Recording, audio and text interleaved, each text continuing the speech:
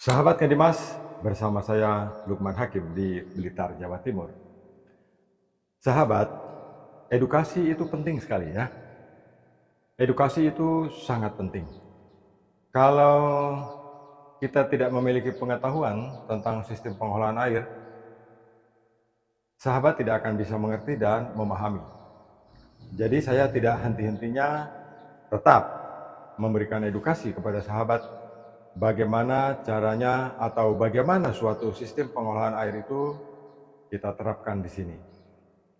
Saya ingin memperkenalkan perangkat seperti ini yang memberikan kita kapasitas aliran sampai dengan 30.000 liter per jam atau 30 meter kubik per jam.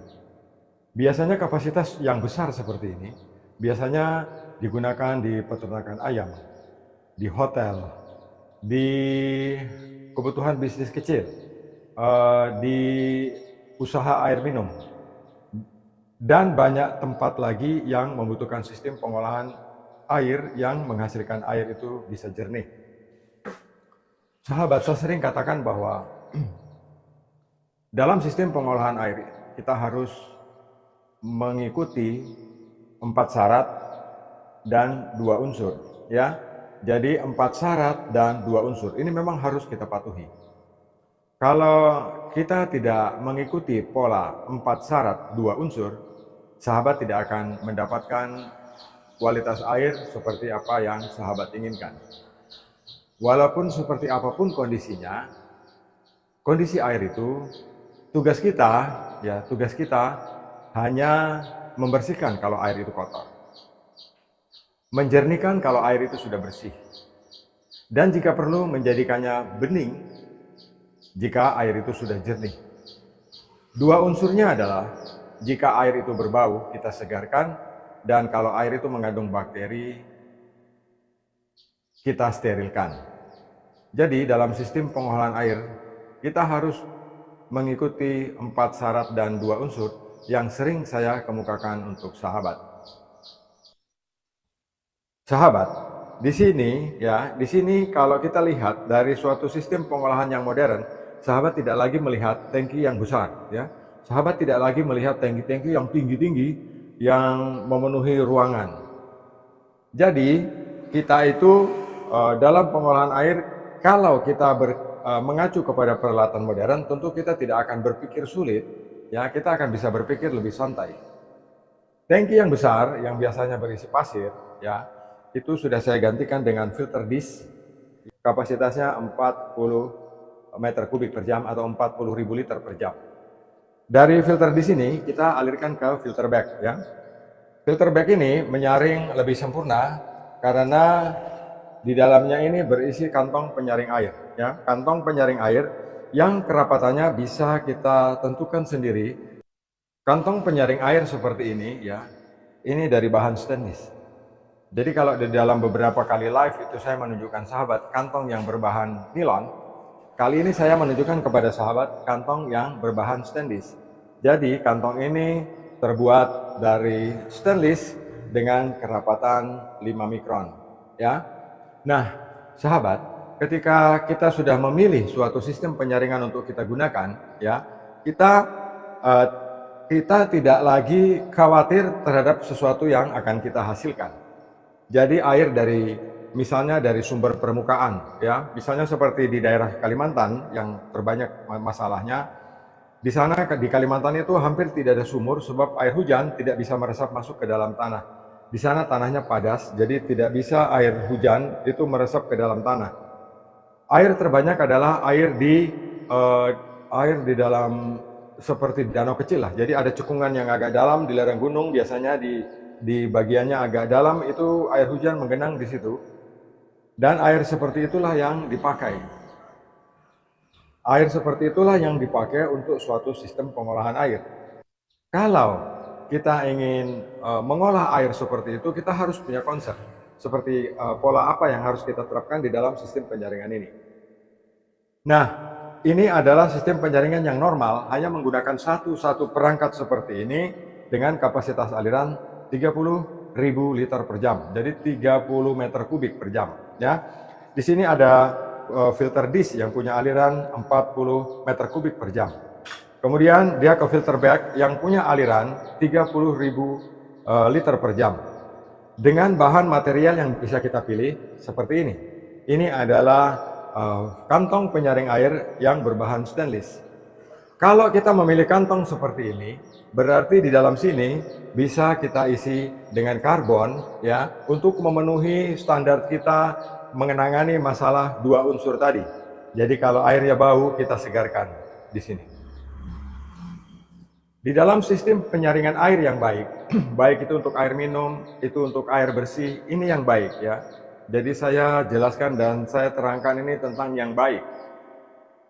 Kalau yang tidak baik sudah kita lupakan saja, kita mengikuti pola yang baik. Misalnya, saya kasih contoh saja bahwa perangkat ini akan digunakan untuk bisnis air minum, misalnya ya. Air minum itu kan kita tawarkan kepada konsumen. Semua konsumen meminum air dari kita punya usaha. Kalau terjadi sesuatu dari kita punya peralatan yang ada, yang korban konsumen, ya. Dan di dalam bisnis air ini yang paling menyenangkan adalah tanggung jawab di pengeluaran air dari proses ini itu ada di Dinas Kesehatan. Ya, itu yang terpenting.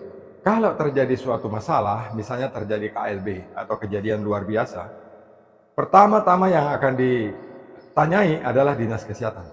Apakah pengusaha atau penjual air itu memiliki perizinan dan sudah diperiksa hasilnya oleh laboratorium?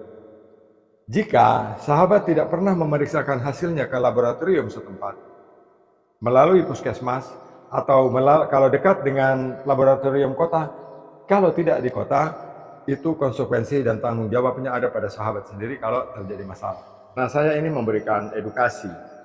Kalau sahabat ingin konsultasi ke saya, sahabat bisa menghubungi saya langsung. Lewat DM bisa. Ada nomor di bawah profil saya, di sana bisa. Di save dulu, baru bisa mengirim pesan ke saya. Ya.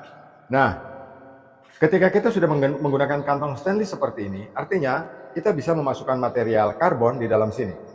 Jadi kantong ini bukan hanya nilon seperti yang sahabat tahu, tetapi ada juga yang berbahan stainless seperti ini. Ya. Yang berbahan stainless ini panjangnya 85 cm. Ya, jadi ini panjangnya 85 cm dengan diameter di sini kurang lebih 18 cm. Nah, kantong ini dia tidak bisa jebol karena dia punya cangkang pelindung, ada protektornya yang tersimpan di housing stainless ini. Filter bag yang saya bikin ini itu tidak seperti yang umum berada di pasar, sebab kantong penyaring air yang saya buat ini ya bahannya tebal. Dindingnya ini ketebalannya 2 mm dengan tutup ketebalannya 2 cm. Jadi dia tahan terhadap tekanan dengan pengunci yang sangat kuat. Ya, dengan pengunci yang sangat kuat. Jadi ada kata ini saya buka, bentuknya seperti ini ya. Nah, jadi kantong ini dia aman terlindung. Saya buka, saya turunkan supaya sahabat bisa lihat. Saya coba belajar bicara pelan. Menjadi orang Jawa ini sulit kalau bicara pelan-pelan. Nah, jadi di dalam sini itu ada penjepit seperti ini ya. Penjepit ini akan menjepit bagian atas dari kantongnya dengan sangat kuat, jadi tidak bisa jebol. Dijepit seperti ini, pakai per. Nah, di bagian dalam dari ini ya, selain kantong putih seperti ini, yang ada di saya itu kerapatannya ada 40 mikron, 30 mikron, 20 mikron, 10 mikron, 5 mikron, dan setengah mikron. Jadi 1 mikron tidak ada. Dari 5 langsung turun ke setengah. Dari setengah turun ke 2/10 mikron. Ya. Jadi 5/10 mikron dan 2/10 mikron. Ini kantongnya seperti ini. Nah, jadi ada dua pilihan. Menggunakan kantong stainless atau menggunakan kantong yang berbahan nilon ini. Nah, kenapa kantong ini kalau kena tekanan kuat tidak akan jebol? Itu disebabkan karena di bagian dalam ini ya, ini ada cangkang yang terbuat dari besi ya. Ya, ini kuat. Terbuat dari bahan stainless dan tidak berkarat sebab sudah diproteksi dengan anti karat. Jadi kantong ini ya, nanti masuknya di dalam sini ya. Sebentar. Saya kasih masuk dulu karena ini bucket ini berat sekali. Berat. Ini kurang lebih 2 kilo, jadi saya tidak bisa pegang dengan satu tangan. Begini sahabat ya. Nah, dia duduk di dalam kantong ini aman, terlindung di dalam ini. Jadi ketika kena tekanan tinggi, kantong itu aman. Nah, kantong ini semua terpasangnya di dalam sini ya. Nah, seperti itu. Dan kemudian ada penjepitnya. Penjepit ini kuat karena per ini kuat ya. Nah, kita jepitkan di sini. Kemudian kita tutup. Sahabat lihat dia punya klem ketebalannya ini ya. Tebal sekali. Ya. Ini ketebalan ini 2 cm penutupnya saja. Jadi dia tidak akan terbang ini. Nah, kita menutupnya sini. Ya. Seperti ini. Kemudian bisa dikancing seperti ini. Nah, pengancingnya dengan baut 19 ya. Jadi bautnya ini baut 19. Jadi dia kuat untuk menjepit ini.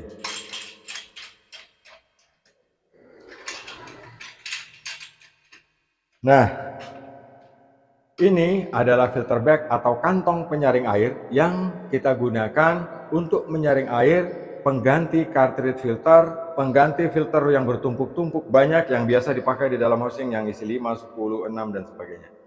Jadi bekerja dengan ini lebih praktis, tidak makan biaya, tidak membutuhkan tempat yang luas, kita bisa memindahkannya kemana saja kita suka, dan saya sudah mendudukannya di atas rangka seperti ini. Jadi kalau ada pembersihan yang kita tidak ingin rumah tempat kerja kita becek, ini bisa didorong keluar ya.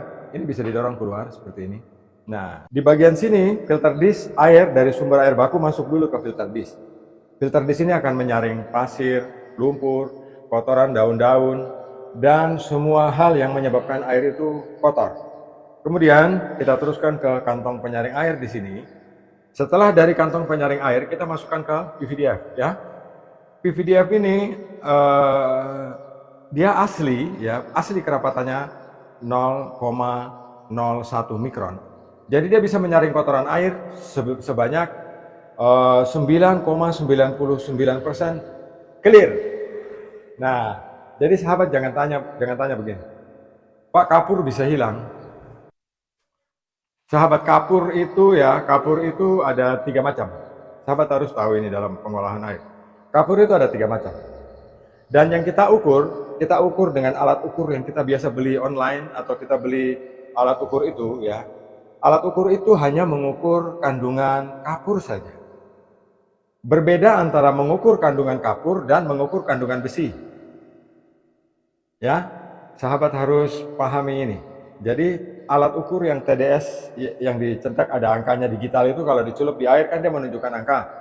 Dia menunjukkan angka sesuai dengan kondisi sahabat punya air. Tapi sahabat harus ingat bahwa alat itu hanya mengukur kandungan kapur di dalam air.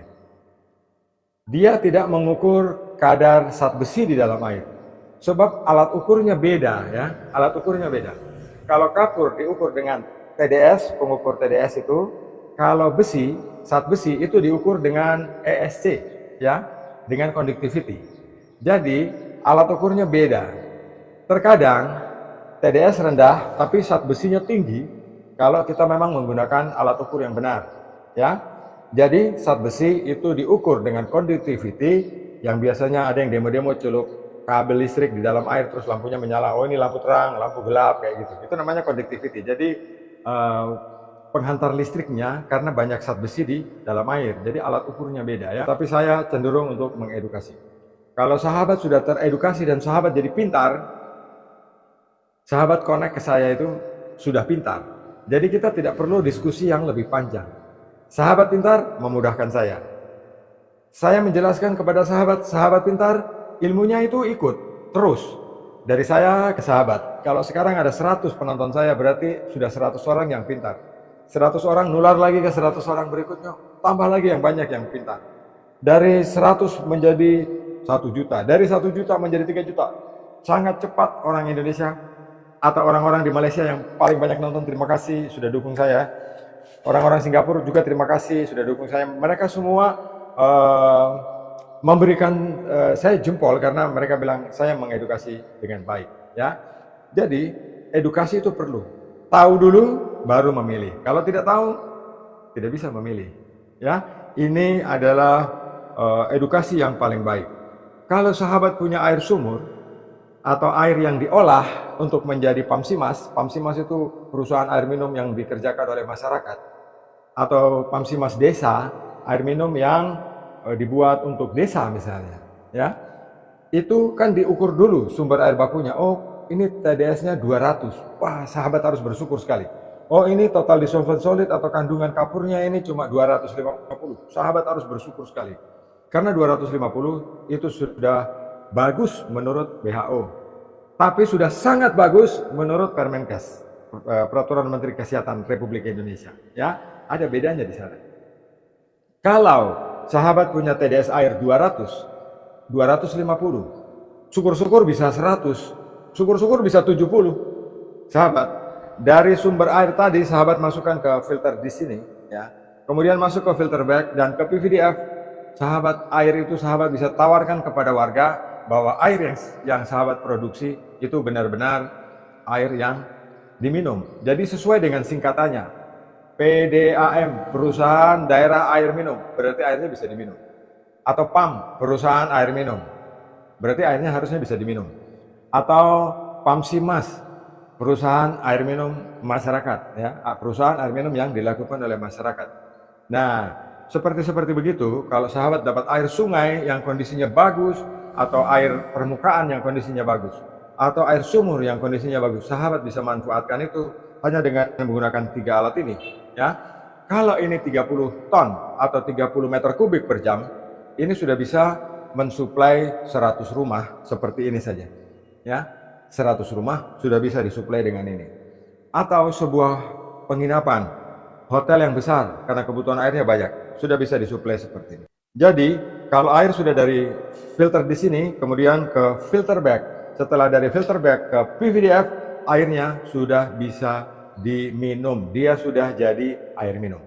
Masalah kandungan kapur, sejak kemarin banyak sekali yang tanya begini, Pak, yang Bapak bilang di TikTok itu bisa ini mengatasi kapur. Tidak bisa, ya. Kapur itu ada 2 macam. Yang umum di Indonesia itu kapur itu ada 2 macam. Yang satu, kalau kita rebus dia mengapung di permukaan air, di permukaan dandang atau ceret. Yang satunya lagi menempel keras di ceret, ya. Jadi kalau mau bilang air itu bagus apa tidak, sahabat coba dulu. Kalau direbus, kalau jumlah air yang melayang di permukaan lebih banyak daripada air yang menempel di panci, itu berarti kapur yang tadi melayang di permukaan air itu bisa hilang dengan ultrafilter, dengan PVDF ini, ya, bisa hilang. Tetapi kalau yang direbus itu nempel di panci, hanya bisa hilang dengan mesin penukar ion atau dengan mesin reverse osmosis. Hanya itu bedanya. Nah, jadi untuk sahabat yang bertanya, Pak, apakah kapur bisa hilang dengan filter? Saya jawab, tidak bisa. Kalau ada yang bisa bilang, ada yang bilang bisa, itu dia tipu, ya. Jangan dipercaya. Jadi zat kapur yang kalau direbus dia menempel di dasar panci itu tidak bisa hilang dengan filter. Tetapi kalau yang melayang di atas, yang melayang di tengah-tengah atau ada di permukaan air di dandang kita, itu berarti bisa hilang dengan filter PVDF ini. Sahabat, masalah ketahanan sahabat tidak usah khawatir, ya. Kantong penyaring air ini, ya, ini kantong ini maupun yang stainless tadi, itu bisa tahan sampai 3 tahun dengan perlakuan yang wajar. Perlakuan yang wajar itu kalau cuci bukan dibanting-banting, mungkin di batu, misalnya, itu perlakuan tidak wajar. Tapi kalau perlakuan wajar, cucilah yang baik-baik, ya. Ada contoh sikat yang sahabat bisa pakai.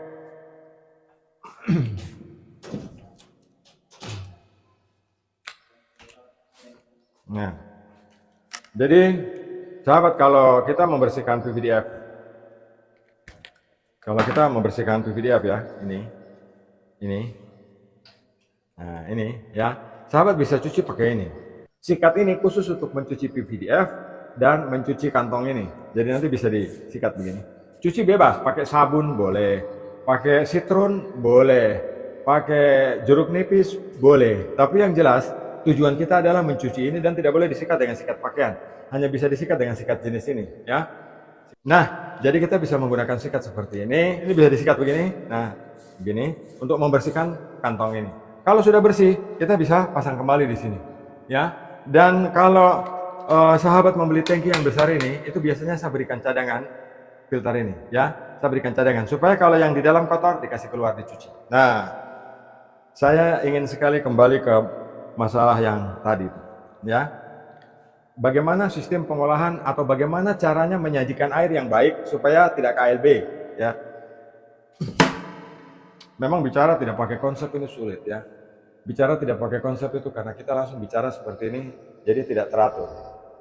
Tetapi kalau saya di tengah-tengah bicara begini, saya jadi ingat. Tadi saya bilang, air yang baik oleh pebisnis air minum itu bukan membiarkan alatnya bertahun-tahun tidak dicuci. Pokoknya yang penting dia mengalir, ya, dia masih bisa mengalir, tidak dirawat. Itu salah.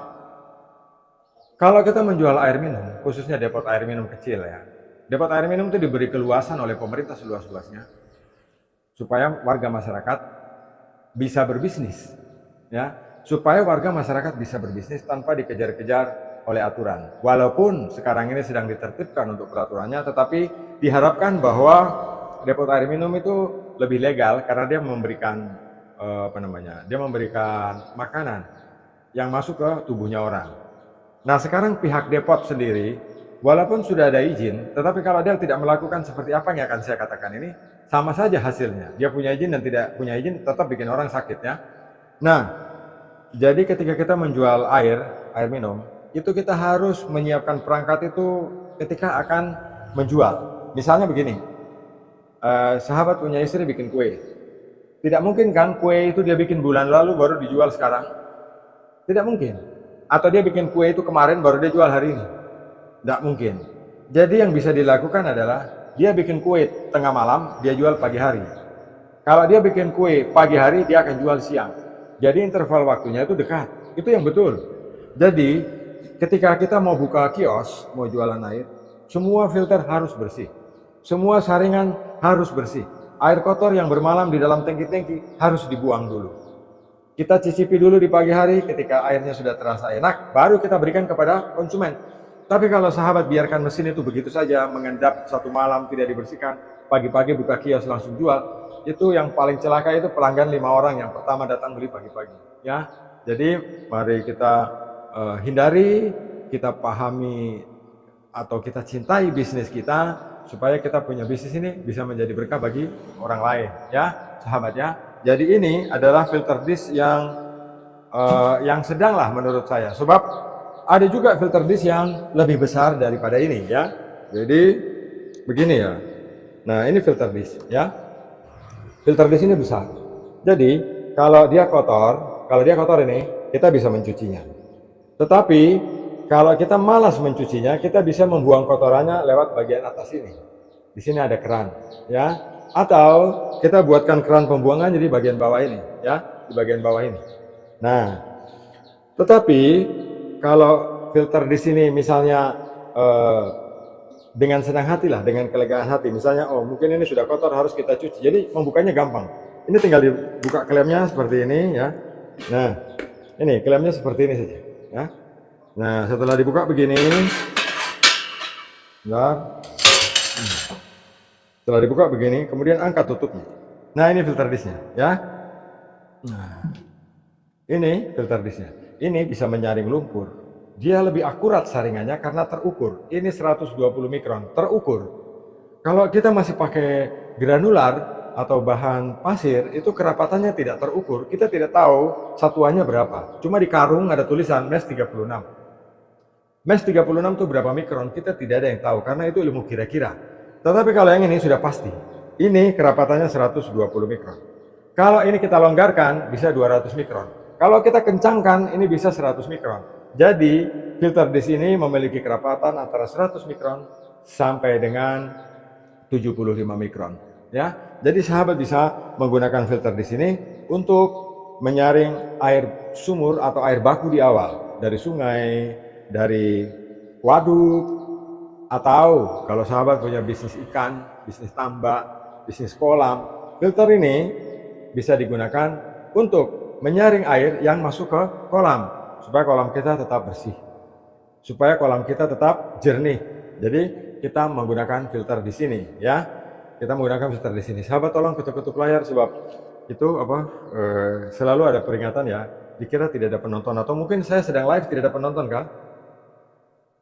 Kalau tidak ada penonton mungkin kita akhiri, kita tolong ketuk layar. Nah, jadi ini adalah filter disk.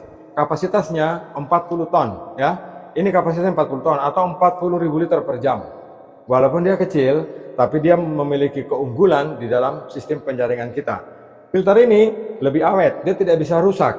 Yang penting tidak dipotong dengan parang, tidak dipukul dengan palu, tidak dijatuhkan, tidak dibanting ya, dia tidak akan pecah, dia tidak akan rusak. Karena dia terbuat dari plastik yang kuat dan ini produk dari luar sana ya. Saya dapatkan dari Meksiko, jadi ini bisa jadi pilihan buat kita bahwa apapun yang kita lakukan, apapun yang kita inginkan dalam konsep pemikiran kita tentang suatu sistem pengolahan air, itu bisa tercapai karena kita punya impian. Ya, jadi saya tidak lagi mengedukasi sahabat menggunakan tangki yang besar, isinya pasir bertonton, tidak lagi, karena sudah ada yang mini. Kalau ada yang kecil, kenapa harus memilih yang besar ya? Ini paling kecil dan paling praktis ya. Nah, sahabat, ini saya tutup dulu biar tidak rumah tidak porak-poranda. Nah, menutupnya gampang seperti ini saja. Nah, ini nanti saya klaim saja ya. Habis live nanti saya klaim. Saya turunkan dulu. Karena ini lumayan berat. Nah, seperti ini sahabat. Jadi, untuk mendapatkan air bersih berkualitas, dari manapun sumbernya, sahabat cukup menggunakan seperti ini. Kalau sahabat bilang, Pak, itu terlalu besar, Pak. Rumah saya kecil. Ada yang kecil, ya. Jangan khawatir, ada yang kecil. Tapi harus diperhitungkan dengan kapasitas penggunaannya di rumah, ya. Kalau saya bilang, Pak, bikinkan saya yang kecil, ada, ya. Saya punya yang kecil. Pak, saya mau cari yang murah, ada yang murah. Bahkan filter bag ini, ya, filter ini, ada yang saya buat dari PVC. Besarnya sama, ya. Ukurannya sama dengan harga yang tentu jauh lebih murah. Karena ini, saya membuatnya sendiri, ya. Jadi sahabat, kalau PVDF yang 30 ton ini misalnya ya, ini PVDF yang 30 ton ini, kalau sahabat ingin lihat besarnya, saya coba saja tunjukkan, mudah-mudahan saya kuat angkat ya. Nah, dia sebesar ini, ya, ini PVDF.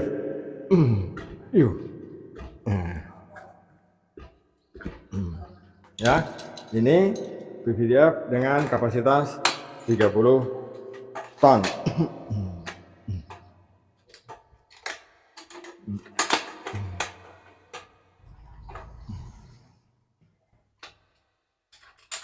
Saya coba kancil.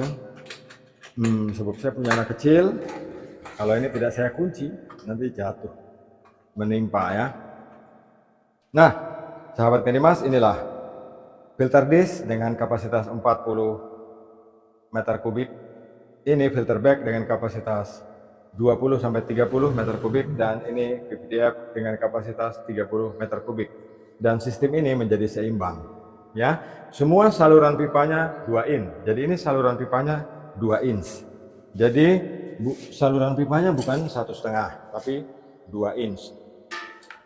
Saya kancing dulu. Jangan sampai tersenggol anak-anak.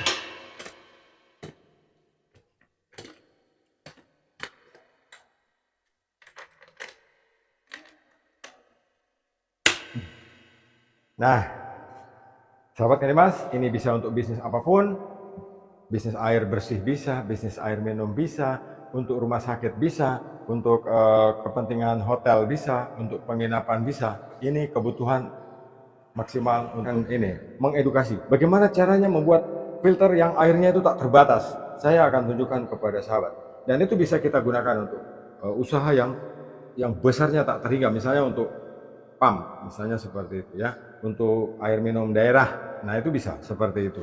Nah, sahabat, kalau saya kemarin bilang bahwa kenapa PDAM ini kadang-kadang kalau menagih selalu ini bertengkar dengan yang ditagih, itu saya coba saja berpikir bahwa andai kata PDAM ini ada di setiap kecamatan, mungkin tidak akan ada pertengkaran sebab sesama warga kan kenal gitu. Dan kalau kebutuhan air misalnya sudah menggunakan dan ditagih, tentunya saling mengenal. Kalau ada masalah, mencari pengurusnya atau pekerjanya pun lebih dekat. Tetapi kalau PDAM karena jumlah rakyatnya banyak, sementara pegawainya sedikit, akhirnya kalau ada komplain atau masalah dengan pelanggan, mereka datangnya kan tidak bisa merespon cepat seperti pegawai telepon atau pegawai PLN ya. Nah, saya mengedukasi ini di sore ini semoga bermanfaat. Saya tidak punya niat apapun di dalam menjelaskan ini. Saya tidak membangun permusuhan dengan siapapun. Saya harapkan bahwa edukasi saya ini bermanfaat, sebab Tuhan memberikan saya ilmu dan pengetahuan yang baik. Saya bagikan kepada sahabat supaya ilmu saya terus berkembang dan nama Tuhan tetap dipermuliakan. Terima kasih atas atensinya. Saya Lukman Hakim dari Blitar, Jawa Timur. Salam Andi Mas.